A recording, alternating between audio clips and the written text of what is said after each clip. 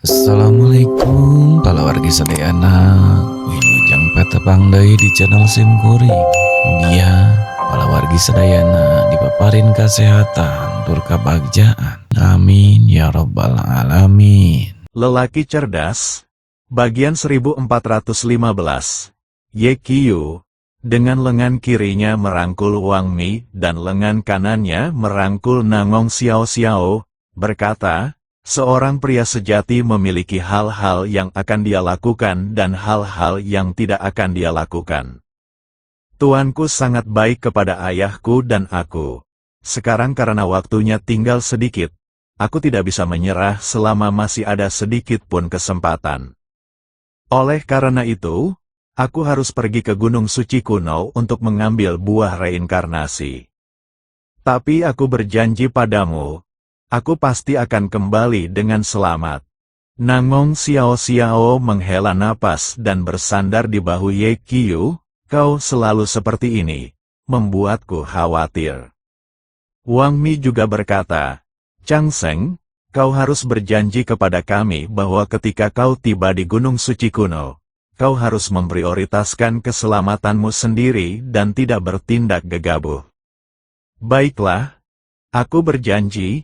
Ye Qiu mencium kening mereka masing-masing dan berkata, dengan dua istri secantik ini menungguku di rumah, bagaimana mungkin aku tega mati? Lagi pula, kau belum memberiku anak. Mendengar itu, Wang Mi sangat malu sehingga ia tidak berani mendongak, dan bergumam pelan, aku tidak akan melahirkan. Apa yang kau katakan? Ye Qiu berkata, kau tidak mau, jika kau tidak mau, aku akan mencari orang lain. Kau berani sekali. Wang Mi memasang tatapan tajam dan menatap Ye Qiu, sambil berkata, percayalah, begitu kau sampai di Gunung Suci Kuno, kau tidak diperbolehkan terlibat dengan wanita manapun. Para wanita dari keluarga kerajaan kuno pastilah sangat garang. Jika kau berani memprovokasi mereka, berhati-hatilah karena kau akan dimakan hidup-hidup. Lagi pula, kita sudah punya banyak sekali di rumah, apa kamu tidak lelah mencari yang lain? Ye Qiu berkata, aku memiliki kekuatan fisik yang baik dan aku tidak takut lelah. Wang Mi langsung merasa cemas setelah mendengar ini. Kak Xiao Xiao, dengarkan ini, dia jelas berpikir dia tidak memiliki cukup teman wanita untuk diajak curhat. Serakah? Nangong Xiao Xiao menatap Ye Qiu dengan tajam, lalu bertanya kepada Wang Mi, Mier, apa yang kau dan ketua pavilion lakukan sebelum aku masuk? Katakan pada kakakmu. Seketika itu juga, wajah Wang Mi memerah seperti udang matang, dan dia berkata dengan suara yang hampir tak terdengar, tidak ada apa-apa. Benarkah? Nangong Xiao Xiao tersenyum tipis dan bertanya, lalu mengapa wajahmu begitu merah?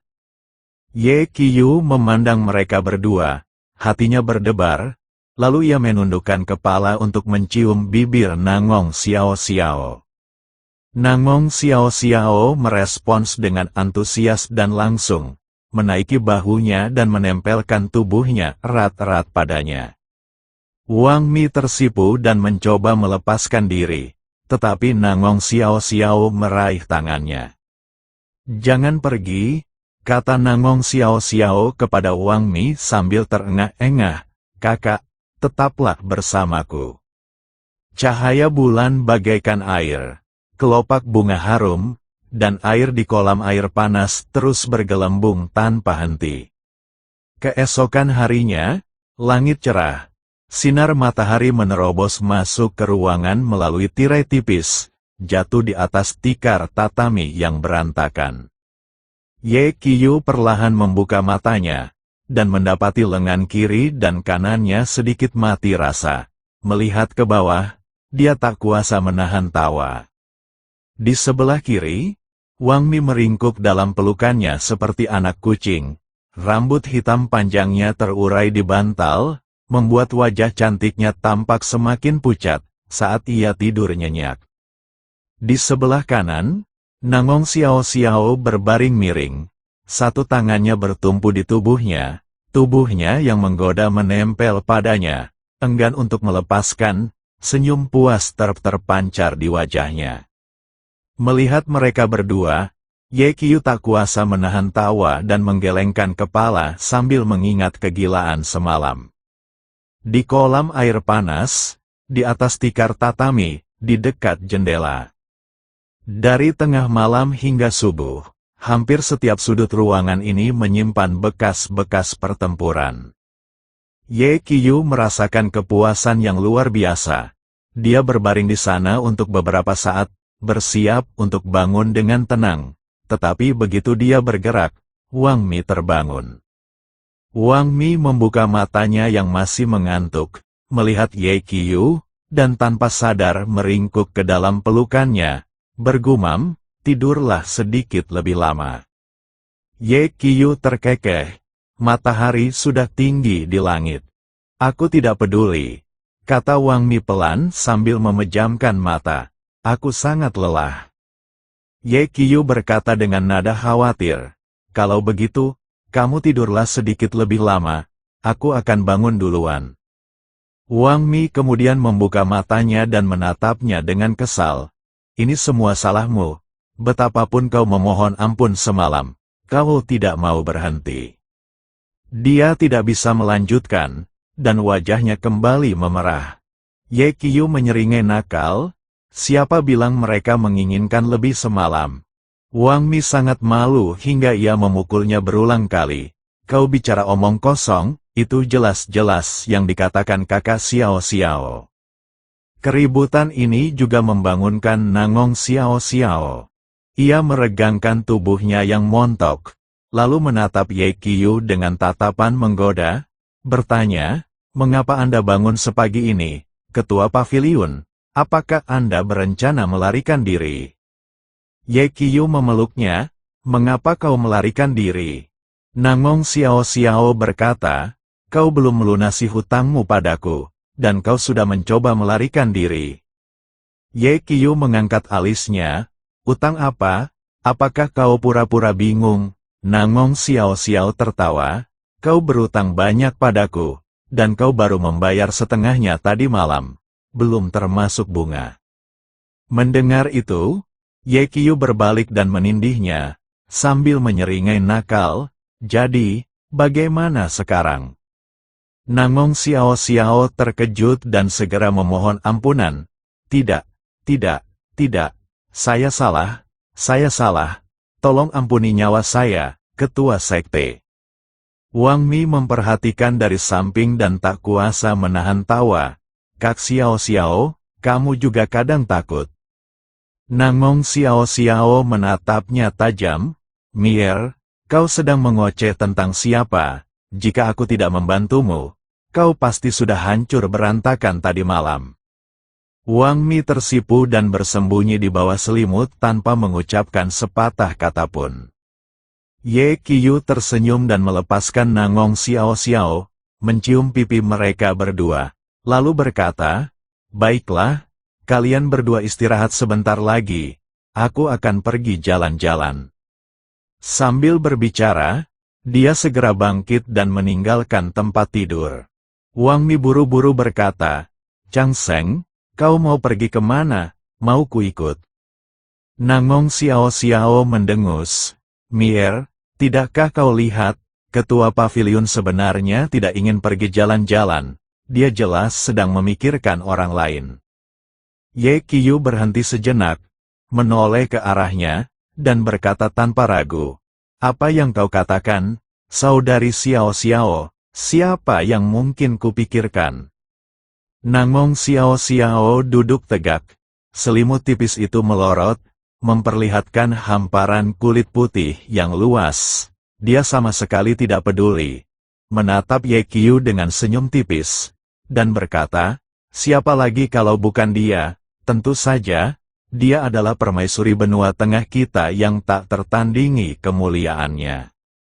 Wang Mi tiba-tiba menyadari dan berkata, oh, kau akan menemui Ningan. Kalau begitu, kau harus cepat pergi. Pikiran Ye Qiu terungkap, tetapi dia tidak tersipu atau gugup. Sebaliknya, Dia berkata dengan percaya diri, kita akan segera pergi ke Gunung Suci kuno. Aku tidak tahu berapa lama waktu yang dibutuhkan untuk kembali. Aku harus mengucapkan selamat tinggal pada Ning-an. Nangong Xiao Xiao memutar matanya ke arahnya. Silakan saja, kami toh tidak bisa menghentikanmu.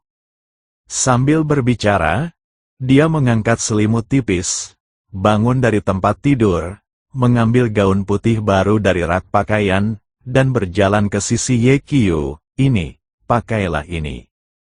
Wang Mi juga bangun dari tempat tidur, mengambil sisir, dan menarik Ye Qiu untuk duduk di depan meja rias. Biar aku sisir rambutmu.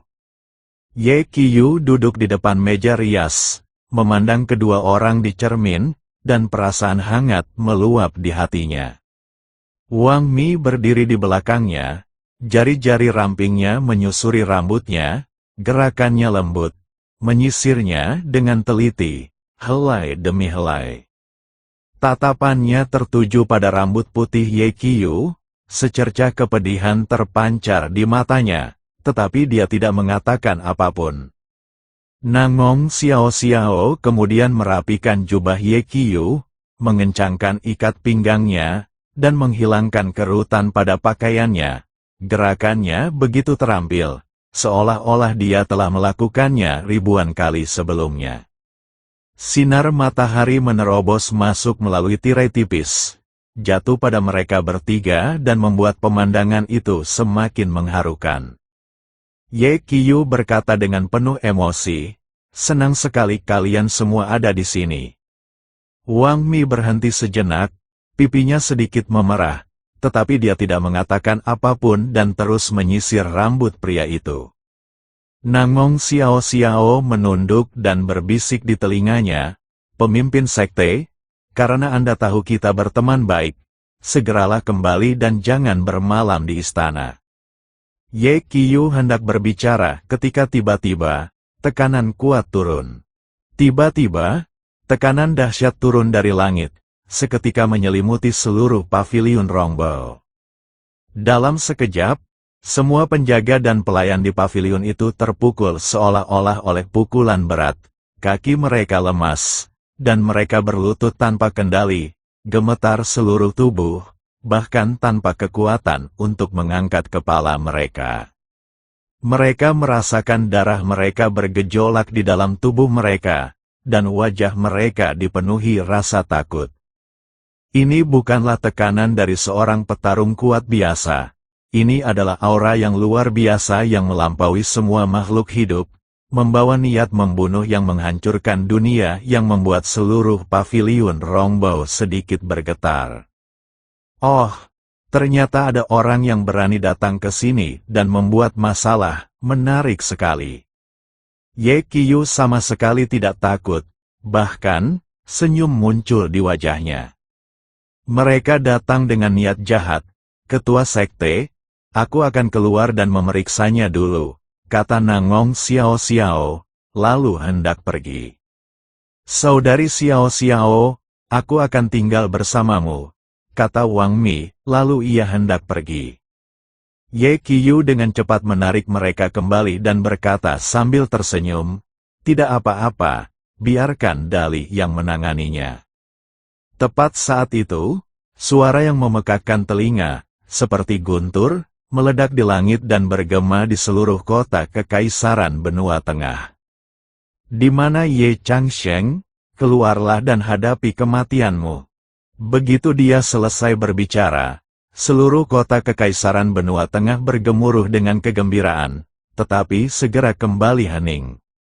Jalan yang dulunya ramai kini sepi, para pejalan kaki berhenti, wajah mereka pucat, menatap ke arah Rongbaoge dengan rasa takut dan kebingungan di mata mereka. Jelas sekali, mereka tidak menyangka ada orang yang berani membuat masalah di Rongbaoge, mereka pasti ingin mati. Pada saat yang sama, beberapa sosok melayang ke langit dari kedalaman istana, menuju langsung ke paviliun Rongbao.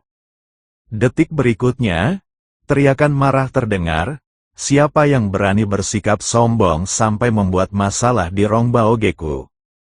Begitu dia selesai berbicara, beberapa sosok melesat keluar dari paviliun Rongbao, gerakan mereka secepat kilat. Pemimpin itu, seorang pria bertubuh tegap seperti menara besi, dengan kulit perunggu dan wajah jujur yang diwarnai amarah, tak lain adalah Niu Dali. Dia dipenuhi semangat juang, dan matanya yang besar dan seperti lonceng terbuka lebar karena marah. Di belakang Niu Dali ada Changmei Zhenren, Mo Tianji, dan Hu Zi. Setelah keempatnya muncul, mereka berdiri berdampingan, menatap langit dengan dingin. Sesosok figur terlihat berdiri tinggi di langit di luar Rongbaoge. Pria itu mengenakan jubah hitam panjang yang menutupi seluruh tubuhnya. Dia mengenakan topeng perunggu yang menutupi seluruh wajahnya, hanya menyisakan matanya yang terlihat. Tatapan mata itu bagaikan jurang, tanpa emosi sama sekali, membuat bulu kuduk merinding. Sosoknya sangat kurus, yang sangat kontras dengan fisik Niu Dali yang kekar. Namun sosok ramping ini memancarkan aura tekanan yang kuat. Master Alis Panjang segera mengenali tingkat kultivasi pihak lain dan berkata dengan nada menghina, seorang kultivator tingkat Raja Suci yang tak tertandingi berani membual di sini, dia sedang mencari kematian. Niu Dali menatap pria bertopeng itu dan bertanya dengan suara berat, siapakah kau? Pria bertopeng itu menatap Niu Dali dengan tatapan dingin dan berkata dengan nada menghina, seekor lembu bodoh sepertimu berani-beraninya tahu identitasku. Bawa Ye Changsheng keluar dari sini dan hadapi kematiannya sekarang juga. Jika tidak, aku akan meratakan paviliun Rongbao-mu hingga rata dengan tanah hari ini juga, tanpa menyisakan seekor ayam atau anjing pun yang hidup. Kelancaran, teriak Niu Dali dengan tegas, dan kekuatan dahsyat seketika muncul dari tubuhnya.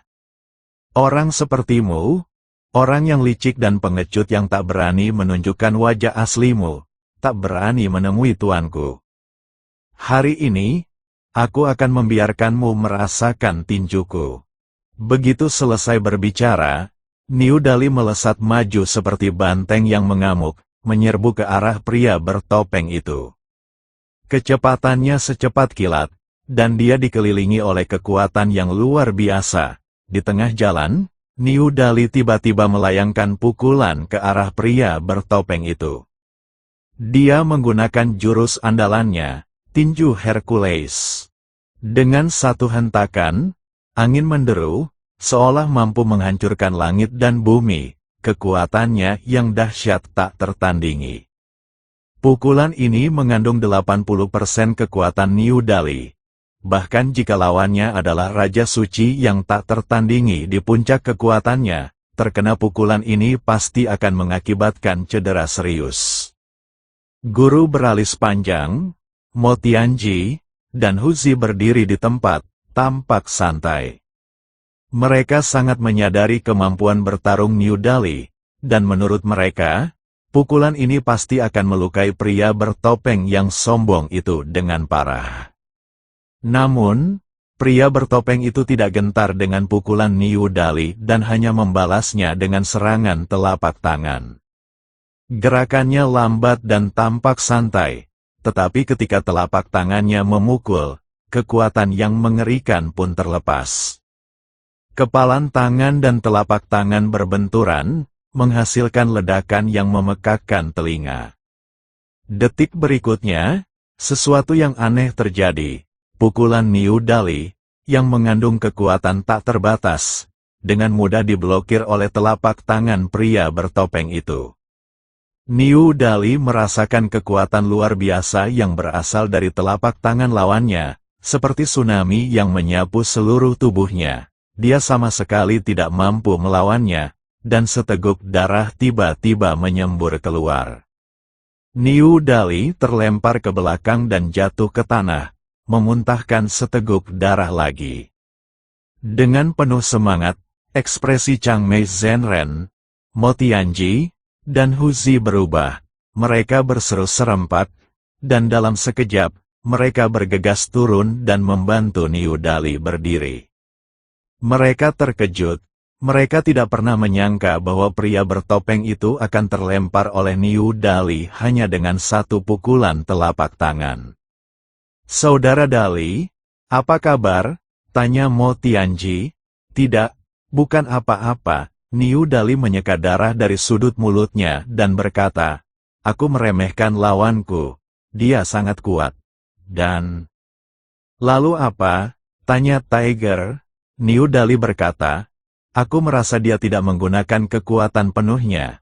Jika dia melepaskan kekuatan penuhnya dengan serangan telapak tangan tadi, aku mungkin sudah mati atau lumpuh." Saat mengatakan ini, ekspresi Niu Dali menjadi sangat serius. Meskipun jurus Hercules yang baru saja ia gunakan bukanlah pukulan terakhirnya, jurus itu tetap sangat kuat. Namun tanpa diduga, ia terluka akibat serangan telapak tangan lawannya. Siapakah sebenarnya pria bertopeng ini? Tepat saat itu, beberapa sosok bergegas mendekat. Mereka adalah Raja Wu dari Zhou, Kaisar Zhou, dan Wu Qianfan. Raja Wu dari Zhou memandang pria bertopeng di udara dan mencibir. Seorang Raja Suci tak tertandingi berani membuat masalah di pavilion Rongbao. Apakah dia pikir tidak ada siapapun di benua tengahku? "Pak Tua, kau belum yakin?" Pria bertopeng itu menunjuk Raja Wu dari Zhou, memberi isyarat dengan jarinya, dan berteriak, "Jika kau belum yakin, datanglah padaku, dan aku akan menghajarmu sampai babak belur." Raja Wu dari Zhou sangat marah. "Kau," sebelum ia sempat berbicara, Kaisar Zhou Agung dengan cepat berkata, "Tolong jangan anggap serius perkataannya. Jika ia bertindak arogan di sini, Chang Sheng tidak akan membiarkannya lolos begitu saja."